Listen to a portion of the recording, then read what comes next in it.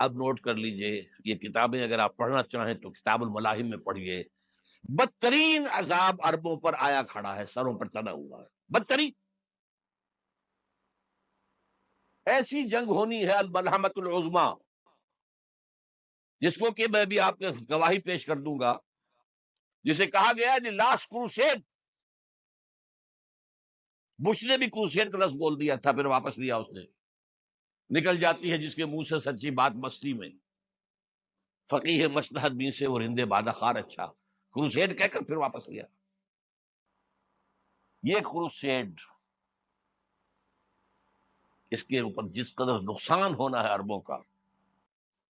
Greater اسرائیل بنے گا، یہ عراق، شام، اردن، سعودی عرب کا کچھ شمالی علاقہ، ترکی کا جنوبی علاقہ، مصر کا صحرائے سینا، اور اس کے ساتھ ہی جو بہترین اس کا زرخیز ترین علاقہ ڈیلٹا آف نائل، یہ سب یہودیوں کے قبضے میں جائیں گے. اس کو حدیث میں کہا گیا الملحمۃ العظما. عیسائی 80 علم لے کر ہے مسلمانوں تم پر حملہ آور ہوں گے، اور ہر علم کے نیچے 12,000 فوج ہوگی، 9.5 لاکھ فوج. یہ نیٹو کی تیاری کس کے لیے ہو رہی ہے؟ جب یو ایس ایس آر کا خاتمہ ہوا تو پوچھا گیا تھا نیٹو چیف سے، اب کس لیے؟ تمہارا وہ دشمن تو ختم ہو گیا، اب ہمیں اسلامک فنڈامنٹلزم سے نمٹنا ہے. وہ جانتے ہیں خطرہ یہی ہے، اب اسلام ابھر سکتا ہے. مسلمانوں کے سینوں کے اندر وہ آگ ہے، اوپر خاکستر آ گیا ہے، تم کہیں اٹھانا بیٹھنا، یہ اندر تو انگارہ ہے، اوپر سے راکھ ہے، اسے دھوکہ نہ کھا جانا ان کے دلوں کے اندر. اور بش نے کہا تھا مسلمان چاہتے ہیں کہ ہسپانیہ سے لے کر انڈونیشیا تک نظام خلافت قائم کریں. اور میں حیران ہوا تھا کہ اس کمبخت کو ہسپانیہ کا خیال کیسے آ گیا. ہمیں تو کبھی آتا ہی نہیں، اب ہم تو بھول گئے. وہ تو 500 برس پرانی بات ہے، جبکہ وہاں سے ہمیں نکال دیا گیا تھا. اگرچہ اقبال نے کہا تھا ہے ارض فلسطین پہ یہودی کا اگر حق، ہسپانیہ پر حق نہیں کیوں اہل عرب کا. ہسپانیہ میں تو 800 سال حکومت کی مسلمانوں نے، اور ابھی 500 برس ہی گزرے ہیں نا. یہودی تو ارض مقدس سے 2000 سال نکالے گئے. انہیں لا کے آباد کیا گیا، عربوں کے سینے میں خنجر بھونک دیا گیا.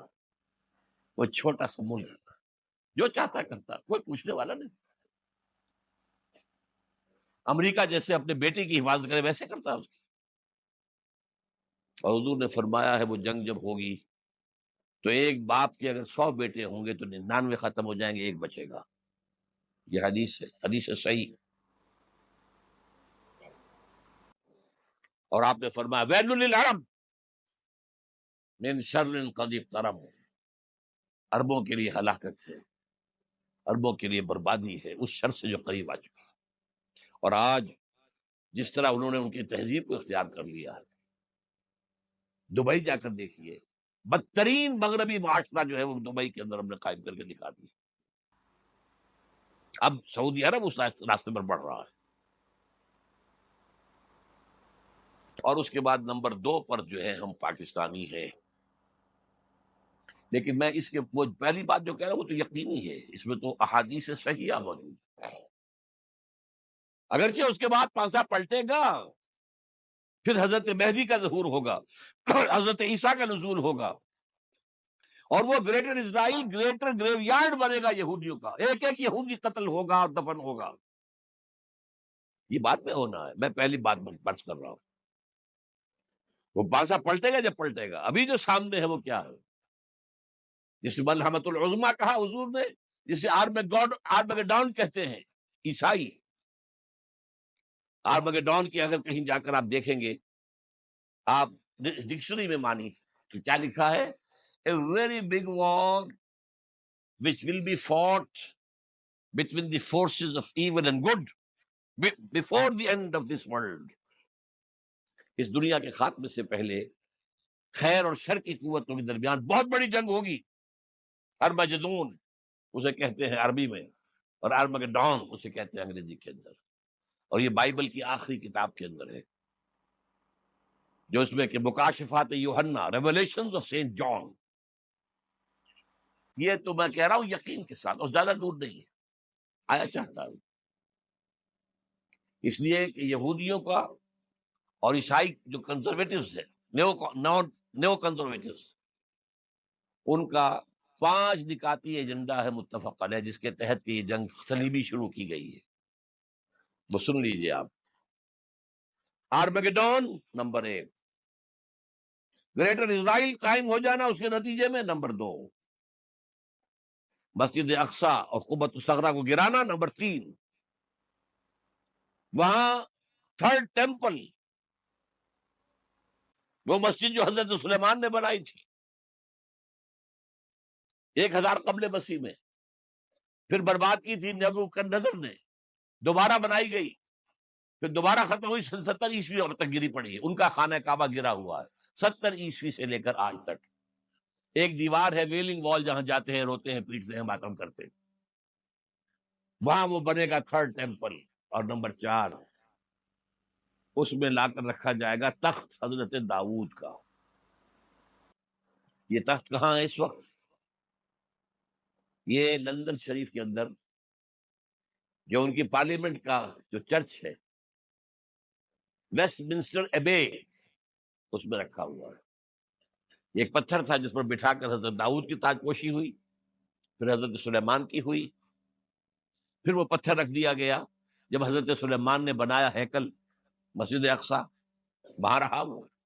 ہر بادشاہ جو تھا یہودی اسی کے اوپر بٹھا کر اس کی تاج پوشی ہوتی تھی. سن 70 میں ٹائٹس نے گرایا اسے، ہیکل کو، وہ پتھر لے گیا، وہاں سے روم گیا، روم سے آئرلینڈ گیا، آئرلینڈ سے اسکاٹ لینڈ آیا، اسکاٹ لینڈ سے انگلینڈ آیا، اور اب وہ رکھا ہوا ہے 14ویں صدی عیسوی سے آج تک. وہ ویسٹ منسٹر ایبے میں رکھا ہوا، ایک کرسی کی سیٹ میں اسے بنا دیا گیا ہے تخت کی شکل میں. اب انگریزوں میں کوئی ملکہ ہو، کوئی بادشاہ ہو جس کی بھی تاج پوشی ہونی اس میں ہو، یہ لا کر رکھا جائے گا تھرڈ ٹیمپل میں. اور اس پر یہودیوں کے خیال کے مطابق ان کا مسیحا آئے گا جو مسیح دجال ہوگا. عیسائیوں کے خیال کے مطابق حضرت عیسیٰ آئیں گے، وہ ہمارا بھی خیال ہے حضرت عیسیٰ آئیں گے علیہ السلام والسلام. بہرحال یہ تو بات کی باتیں ہیں نا. اس وقت جو میں عرض کر رہا ہوں، عربوں پر بہت بڑا عذاب، اور پاکستان کا معاملہ البتہ یہ ہے، میں یقین سے نہیں کہہ سکتا. ہینگنگ ان دی بیلنس، ہو سکتا ہے اللہ تعالیٰ ہم پر رحم فرمائے، ہو سکتا ہے، اگرچہ اسی کو شرائط ہوں گی. چمن کے مالک اگر بنا لیں موافق اپنا شعار، اب بھی چمن میں آ سکتی ہے پلٹ کر چمن سے روٹھی بہار، اب بھی ہو سکتی. اور یہ بھی ہو سکتا ہے کہ اللہ تعالیٰ نے معجزانہ طور پر ہمیں ملک دیا، ہم نے اللہ سے بدعہدی کی، وعدہ خلافی کی، غداری کی، لہذا سزا دی جائے اور ہم سے یہ ملک چھین لیا جائے. It's just possible. دور نہ سمجھے، اسے انہونی بات نہ سمجھے. جو گھیراؤ ہو رہا ہے آپ کے مغرب میں نیٹو فورسز اور مشرق میں بھارتی فورسز گدھوں کی طرح بیٹھے ہوئے انتظار کر رہے ہیں پاکستان اور ڈسٹیبلائز ہو جائے، یہاں اور بدامنی ہو جائے. اب لاہور میں پھر آج دھماکے ہو گئے ہیں. 2 دن پہلے کا دھماکہ میں سہ کے آیا ہوا ہوں، آپ کے سامنے بیٹھا ہوں. وہ جانیں بچی ہیں جو ہماری اکیڈمی کا حشر ہوا، تو میں آپ کو نہیں بتا سکتا. یہ سارا کیوں ہو رہا ہے؟ تاکہ یہاں بدامنی ہو جائے اور ہمیں جواز مل جائے، مغرب سے نیٹو فورسز داخل ہو جائیں، مشرق سے بھارتی فورسز آ جائیں، اور ہمارے ایٹمی دانت توڑ کر اور پھر ہمیں بھارت کے سامنے ڈال دیا جائے. نو ڈو ایز یو لائک. یہ ان کا نقشہ ہے. ہوگا کیا وہ اللہ جانتا ہے، ہوگا وہ جو اللہ چاہے. لیکن اللہ کا چاہنا جو ہے وہ کس پر منحصر ہے؟ یہاں انقلاب برپا کرو، یہاں اسلام لاؤ. اگر دھندوں میں لگے رہو گے تو وہ خود بخود نہیں آ جائے گا انقلاب. صحابہ نے جانیں دی تھی، کتنی تکلیفیں اٹھائی تھی. 12 برس تک مکی دور کے اندر با نشہ درویشی در ساز و دمادم زن. یوم طائف یاد ہے جو حضرت عائشہ فرماتی ہے کہ میں نے پوچھا تھا حضور سے کہ یوم احد سے زیادہ سختی بھی آپ پر کبھی آئی؟ یوم احد پر کیا ہوا تھا؟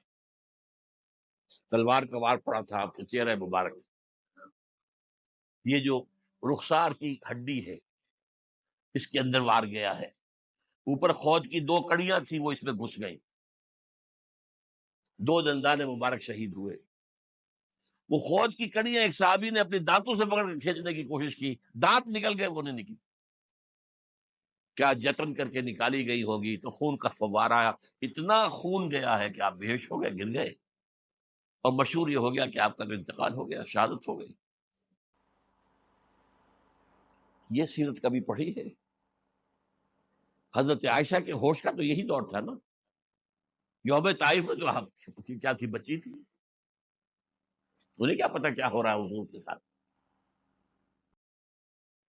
3 دن تک حضور مکے کی گئے، وہ باش لوگ پتھراؤ کر گئے تھے اس امید میں کہ شاید وہاں کا کوئی سردار ایمان لے آئے، تو یہاں تو ابو طالب بھی فوت ہو گئے، یہی دنیاوی سہارا تھا، خاندانی سہارا تھا ابو طالب کے ذریعے، اور گھر میں ایک دلجوئی کرنے والی رفیقہ حیات تھی، وہ بھی، ان کا بھی انتقال ہو گیا۔ آپ نے کہا یہ عام الحزن ہے، اب تو سب کو طے ہو گیا قریش کو کہ آپ جیسے قتل کر دو ان کو، اسی لیے آپ گئے طائف، شاید وہاں کا کوئی بڑا سردار مانے، ایمان لے آئے مجھ پر، تو میں اپنا مرکز ادھر شفٹ کر دوں۔ تینوں سے ملے ہیں، تینوں نے وہ جواب دیے ہیں، نکل جاؤ یہاں سے، میں تمہارے ساتھ بات بھی کرنے کو تیار نہیں۔ اچھا، تمہارے سوا کوئی نہیں ملا تھا اللہ کو نبی بنا کر بھیجنے کے لیے؟ دیکھو جاؤ، میں بات نہیں کرنا چاہتا، ہو سکتا ہے میں بے عزتی کر بیٹھوں، اور واقعی تم اللہ کے نبی ہو تو میں مارا جاؤں گا، جاؤ جاؤ جاؤ۔ یہ سلوک محبت کے ساتھ ہوا ہے۔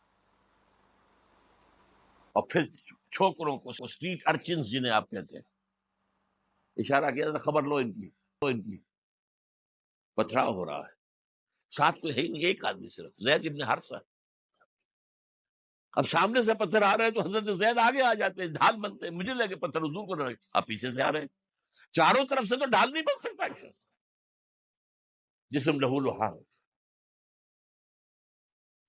خون جا کر جوتیوں میں جم گیا ہے، جوتی اتر نہیں رہی۔ پھر وہاں سے واپسی پر جو دعا مانگی ہے، اف، اللہم الیک اشکو ضعف قوتی وقلت حیلتی وہوانی علی الناس، اے اللہ تیری جناب میں فریاد لے کر آیا ہوں اپنے قوت کی کمی کا، اپنے وسائل کی کمی کا، اور جو ذلت و خواری ہو رہی ہے لوگوں کے سامنے، الا ملتقنونی، مجھے کس کے حوالے کر دیا، الا بعیدی یتجہمونی، یہ میرے اوپر ہجوم کر کے آ جائے، حملہ کریں، اور میرا عدو من لگتا ہمرے، یہ دشمن کے حوالے میرا معاملہ کیا، جو چاہے کر دے، دیت غالب آتی ہے، ان لم یکن علی غضبک فلا ابالی، اے اللہ اگر تو ناراض نہیں ہے تو مجھے کوئی پرواہ نہیں، سر تقدیم خم ہے جو مزاج یار میں آئے، مجھے اندیشہ یہ ہے کہ تو ناراض تو نہیں ہوگی، یہ تکلیفیں جھیلی ہے۔ سینکڑوں صحابہ نے جانوں کا نذرانہ پیش کیا ہے، احزاب کی جنگ میں فاقوں پر فاقے ہو رہے تھے، اور ان فاقوں کی حالت میں خندق کھودنے کا حکم ملا ہے، لوگوں کی کمریں دوہری ہو رہی ہیں، پتھر باندھے ہیں اپنے پیٹوں سے، اپنے چادروں کے ساتھ کس کر، قبر دوہری نہ ہو جائے، اور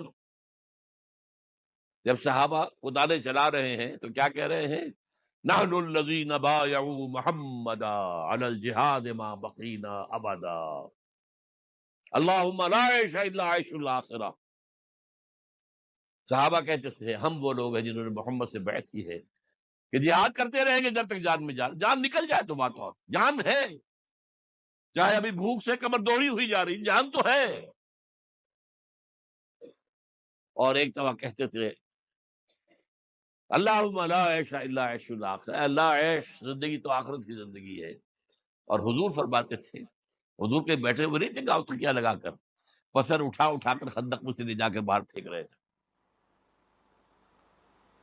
جب صحابہ کہتے ہیں اللہم لا عیش الا عیش الاخرہ، حضور فرما رہے ہیں فاغفر الانصار والمہاجرہ، اے اللہ ان انصار اور مہاجرین کی مغفرت فرما دے۔ پھر حضور کی خدمت میں کچھ لوگ آئے، حضور اب یہ فاقہ ناقابل برداشت ہو گیا، دیکھیے ہم نے یہ پتھر باندھے ہوئے اپنے پیٹوں کے ساتھ. حضور نے کرتا اٹھا کر دکھایا، وہاں 2 پتھر باندھے ہوئے. یہ ہے سیرت النبی. آپ کس چیز کو سیرت النبی سمجھتے ہیں؟ بہرحال اس موضوع پر میری ایک کتاب ہے منہج انقلاب نبوی، کہ انقلاب کیسے آیا تھا. اگر دل میں ذرا بھی آرزو پیدا ہو گئی ہو کہ اللہ قبول کر لے مجھے قبول کر لے اس کام کے لیے، تو وہ کتاب آپ کے لیے مسٹ ہوگی اس کا پڑھنا.